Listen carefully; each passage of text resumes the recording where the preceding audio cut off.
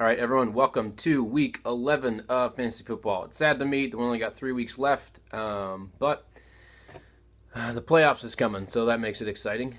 Anyways, let's get to the studs from last week. Basically, it's all about the playoffs now. So me, Tyler, Aaron, Ben Baker, all are the studs from last week. Me, Tyler, Aaron, because we stayed alive, and Baker because you knocked down Nick and got yourself in first place. Good job. Duds go to John, Heiser, and Nick. You guys lost, hurting your chances. Nick, you're still going to make the playoffs, but you're not the number one seed automatically anymore. And Heiser and John, you are now scrapping to stay alive. I ran the numbers again to see who has to overcome the most wins, and I kind of added everyone but Drew because technically everyone's still alive. The easiest run, we'll start there. John, you have the easiest way. You only got to overcome 9 wins, but I think you need to win the rest of your games to make that happen. Ben, you're next.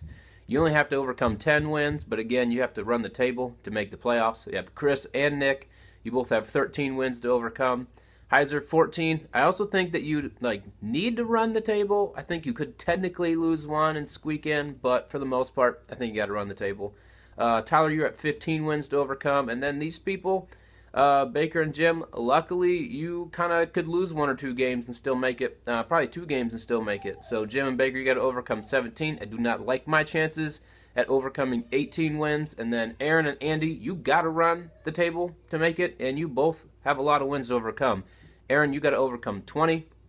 Andy, you only play teams that are in first place for the rest of the year, so you have to overcome 21 wins, and I don't see it happening. So the people I think are going to make it are the same as last week: Nick, Ben Baker, Chris, Jim, Tyler, and Heiser. I think the only ones right now that I think still have a chance are me and John, but I just don't see either of us squeaking in. I think Heiser has a decent chance of overcoming me. Teams I'm up on are Nick and Chris. Teams I'm down on are Ben and Aaron. And I want to be down on John, but because of who he plays this week, I can't be. Let's get to the predictions for this week. I have Nick over me. I already got too little from Blake Bortles. I didn't like my chances. I needed a big game from him, and I didn't get it already. I think it is going to be a low week for Nick, but not enough to lose. I think the thing I don't like is you got too many Cowboys in, and I think things are shaking up now with Romo back. We'll see what happens, how good he is, but I think you win. We have Heiser over Ben, which eliminates Ben. John is a 49er. I've had a 49er back on my team all year, and it's pointless since week 1. It's bad luck there.